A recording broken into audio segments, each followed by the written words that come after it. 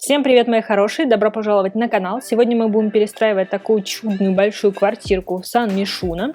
Я решила ее разделить на две. Я на самом деле очень люблю этим заниматься, потому что на самом деле некоторые квартиры очень большие. Я люблю такие крохотные квартирки. И сегодня я решила сделать такие диаметрально противоположные квартиры. То есть одну супер такую, не то чтобы захламленную, а такую насыщенную деталями, декором, такими деревом, насыщенными цветами, такими сочными. В общем, очень такую интересную, насыщенную, немножечко даже перенасыщенную, но остающуюся прекрасной квартирку. И квартиру такого себе минималиста, у которого все есть, что нужно, но не более того. То есть есть какой-то декор, но не так уж много. Начала я, конечно же, с захламленной квартирки. Здесь я крутилась, вертелась на кухне. Мне все время хочется сделать что-то новенькое, интересненькое. И каждый раз я думала, что я уже извернулась как только могла, но каждый раз я что-нибудь интересное нахожу. Очень люблю играться с вот этими покрытиями стен, с разными цветами. Каждый цвет вот этих разноцветных плиточек, он смотрится по-разному, интересно. В каждой кухне это очень круто. Еще обожаю эти венки, это крышесносные венки, не знаю, я их часто люблю во все свои квартиры, и здесь как бы это не стало исключением, но дизайн этой квартиры как раз таки позволяет. Еще я очень хотела насытить цветами и все никак не могла придумать, куда же их поставить. В итоге просто поставила на пол, на кухне. Мне кажется, это как-то очень атмосферно, тем более, что окна здесь очень большие, и в общем, именно в этой квартире это стало как-то очень к месту. Я старалась заполнить все поверхности, захламить их, расставить кучу вазочек, полочек, каких-то штучек, дрючек максимально, постелить везде коврики, в общем, насытить весь интерьер какими-то деталями, чтобы это все соответствовало той задумке, которую я, собственно говоря, задумала. Правда, здесь в какой-то момент я поняла, что я не оставила рабочей поверхности для Сима, то есть нету ни единого квадратного сантиметра, где Сим мог бы готовить. На самом деле они часто игнорируют декор и готовят даже если там что-то стоит. Еще вот один цветок я поставила возле стола. Я так раньше никогда не делала, но выглядит очень круто. Я думаю, что я еще буду это повторять. Мне очень понравилось.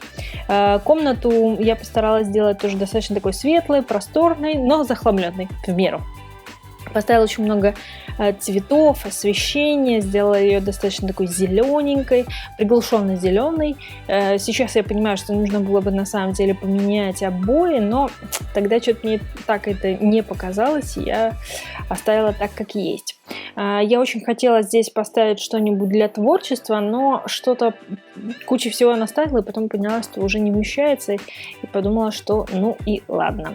Я хотела сделать еще на полу, добавить вот эти детали, как захламленные квартиры, но решила, что все-таки хозяйка или хозяин этой квартиры, скорее всего, все-таки хозяйка, она опрятная, просто любит много всяких деталек, много всякого декора, много растений, в этом нет ничего плохого, поэтому как бы решила не дополнять это. Ванная получилась, в принципе, такая же, как и обычно, ничего такого, просто я постаралась добавить, опять-таки, растений побольше, чтобы она была такая, она достаточно просторная, немножечко сузить ее и добавить как бы деталей в эту ванну. И плюс я добавила еще полку, которая с дополнением к стирке. Она мне очень нравится, потому что она как раз-таки дает вот это ощущение того, что в ванной еще много всего. Она мне очень нравится. Когда я перешла к основной комнате, к залу, здесь я решила расположить стол. И, в принципе, идея, в каком цвете оформлять гостиную, пришла ко мне именно из этих штор. То есть я увидела этот лиловый оттенок. И мне захотелось еще использовать вот этот яркий фиолетовый диван. Я никогда не использовала его. Мне очень захотелось, и я решила сделать всю комнату такой вот фиолетово-лилово-бордовую, тоже с кучей цветов, с деревом, с темным деревом, потому что и оно, мне кажется, делает такую очень уютную Этот несчастный диван я крутила, вертела очень долго. Я очень хотела, чтобы квартира была такая продолговатой сильно, то есть акцентировать на том, что она имеет такой длинный коридор, продлять его я тоже не хотела, поэтому вот так вот перекрутила немножечко этот большой красивый диван, который мне так понравился, таким образом, что он как бы напротив обеденного стола стоит. И, ну, в принципе, мне понравилось, как он расположен. Опять-таки, я добавила вот эти все полочки, которые пришли к нам из эко-жизни. Они мне очень нравятся. Чем мне нравится, в принципе, пак с экономной жизнью, экологичной жизнью, тем, что мебель пришла такая вся насыщенная деталями. То есть не просто шкаф, а шкаф, у которого открыты полки, там какие-то книжечки, в общем, они уже такие более живые, интересные. Мне, в общем, очень нравится именно вот эта новая мебель, еще из Tiny Living, она тоже такая живая, интересная, с какими-то дополнениями. Вообще вот и студенческая жизнь тоже пришла с интересной мебелью, так что я вот от последних обновлений, я, конечно, в восторге именно в плане мебели.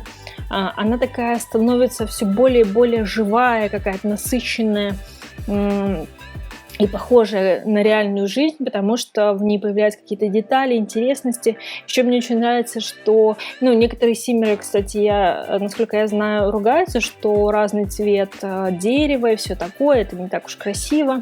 Я считаю, что, наоборот, это очень круто, потому что это приближено к жизни. Ну, потому что в жизни, когда ты выбираешь мебель, очень редко она подходит друг к другу по цвету, очень четко. И поэтому, на самом деле, вот это несоответствие, оно очень отражает натуральность, как-то приближенность к жизни. Мне, наоборот, это очень нравится. Это делает интерьер таким более живабельным, живым, натуралистичным. И мне, в общем, это нравится больше. Так, я уже перешла к минималистичной квартирке, которая у нас здесь есть. Я постаралась минимум перегородок сделать, то есть отделена только ванная, и комната, спальня отделена такой полуперегородкой, то частичная стена, чтобы было такой open space, чтобы было много воздуха. И здесь тем более вот эти угловые огромные окна, которые делают такой панорамный потрясающий вид. Мне очень понравилось, я решила, что просыпаться, наверное, с таким видом очень прикольно. Но, с другой стороны, конечно, просыпаться от того, что на тебя очень сильно светит свет, а ночью, скорее всего, неоновые вывески, это не очень, но мы это упустим. Мы решим, что очень красиво просыпаться с таким видом. Поэтому я решила его оставить, даже не сделала шторы, потому что, в общем, не подходят туда никакие шторы нормальные. Я решила оставить, решила сделать вид, что так и надо. Потом я перешла к кухне. Я постаралась здесь сделать все так тоже не то чтобы совсем серо, но немножко с таким светлым деревом, немножечко совсем с декором, с какой-то техникой. Сделала подсветочку такую классическую и как бы добавила немножечко на стены. И вот этот камин, я обожаю этот камин. Он такой стильный, простой. И я еще люблю вот этот столик. Он тоже с имитацией камина, но я, в общем, крутила-вертела его и никак не смогла ничего с ним сделать, придумать. Поэтому пришлось его убрать, может быть, еще где-нибудь использую.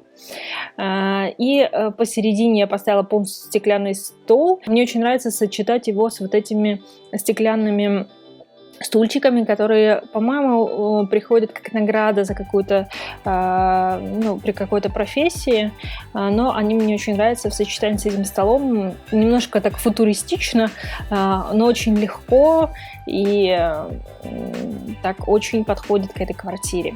Вот эту фишечку с бамбуком я у кого-то подсмотрела, и мне она показалась просто потрясающей. То есть мне показалось, что для этой квартиры она идеальна, то есть там минимум декора, но как бы бамбук — это такое натуральное растение, которое просто разбавляет эту спокойную ванну.